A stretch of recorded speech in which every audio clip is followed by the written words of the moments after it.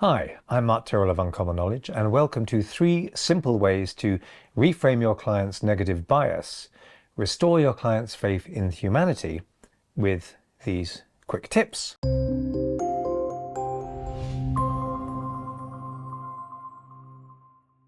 Want to depress yourself? No?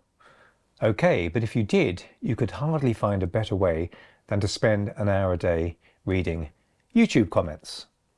Hopefully not underneath this video. With all their uncontrolled aggression and vitriol and bigotry and misogyny and misanthropy and meanness and general rubbishing of human life and thought, YouTube comments are not there to make you feel good, although sometimes they can be, and they can actually make you laugh sometimes.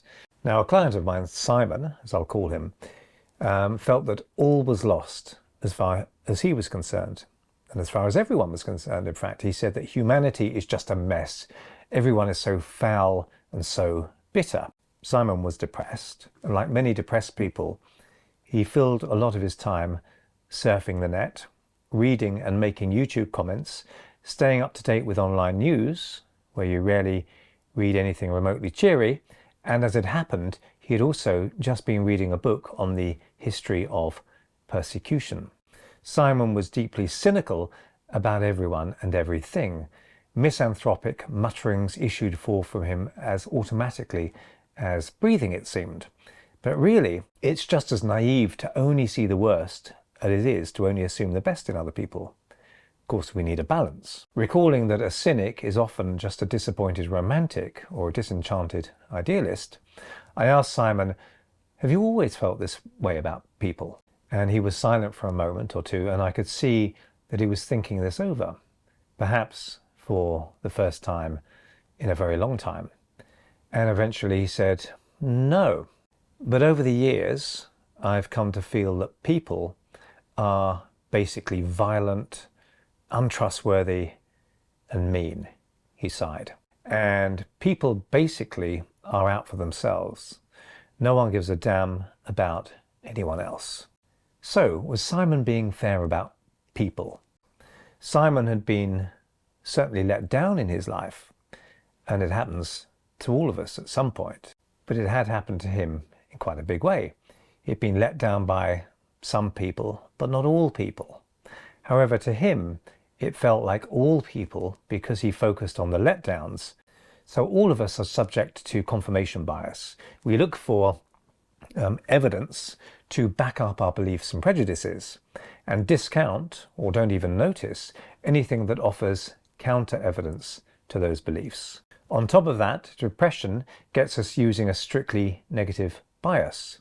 Under its baleful influence, anything good that happens is interpreted as simply the exception that proves the otherwise negative rule. Now, I'm not saying that a negative confirmation bias is a cause of depression or the sole expression of depression, but it certainly is an ongoing feature of depression, and we see it time and time again in depressed people. And for Simon, it was a major feature. Certainly even his memories of good times were now distorted through the negativizing effects of the depressive lens. So what we needed was a corrective.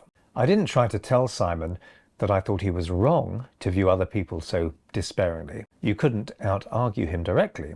That's the way he saw things, and we need to respect the way people see things. What I did to help correct his negative bias and help him to see with more balance were these 3 ways of subtly challenging his beliefs. So firstly, we can actually describe confirmation bias.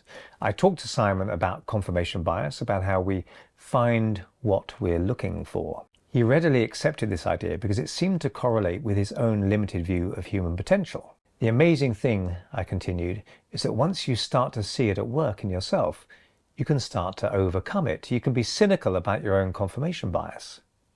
And I just left that idea hanging in the air.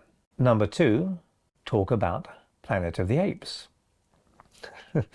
A little later, when Simon was deeply relaxed during hypnosis, I simply pondered aloud. You know, it's amazing how human beings coexist with so little violence. You know, if you get a a few gorillas together, more than 9 or 10, and try to get them to coexist, they'll almost immediately start trying to kill each other. You could never have a large group, let alone a village or a town or a large city of gorillas because of their murderous tendencies. And yet human beings can and do coexist in relative peace. In cities with millions of inhabitants, most people aren't murdered or mugged in those cities. Curious when you think about it, despite what you see on the news. And again, I just let that idea hang there. Number 3, set faith in humanity reviving homework. So like many people who felt chronically let down by people, Simon was fundamentally decent himself, which meant that generally he did what he said he would do. So for his homework, the first week, I asked him to search for random acts of kindness on YouTube and look at the videos he found, but not to use YouTube for anything else during the week. And of course, because he was looking for videos about kindness, more were being suggested to him. I also asked him to completely avoid the news for a week, telling him, if it's that important, you'll get to hear about it, trust me. I was not particularly surprised when he reported feeling a little better after week 1. During later sessions, I asked Simon to read up on behavioral economics, knowing that this would lead him to a bunch of research that completely confounds the old view when it comes to money.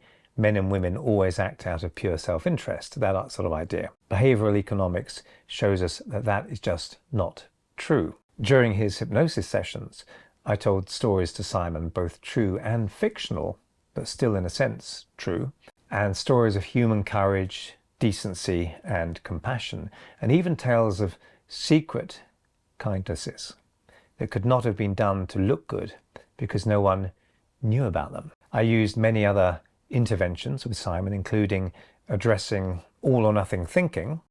Can a generally kind person occasionally do something unkind? That kind of thing. Of course, not all depressed people take such a dim view of other people, but sometimes you'll notice that extra negative bias at work on your client's natural human confirmation bias. Simon was broke when he came to see me, and so I didn't charge him for the sessions, and I'm not suggesting that you do that, but in his case, not charging him was clearly, in a way, part of his therapy. Anyway, I hope you found that useful, and if you did, please hit like and subscribe, and if you want to hear when my next video is published, hit the notification bell below. I'm Mark Tyrrell of Uncommon Knowledge, and if you'd like to subscribe to my email newsletter, you can find it over at unk.com/blog. That's unk.com/blog, and thanks for watching.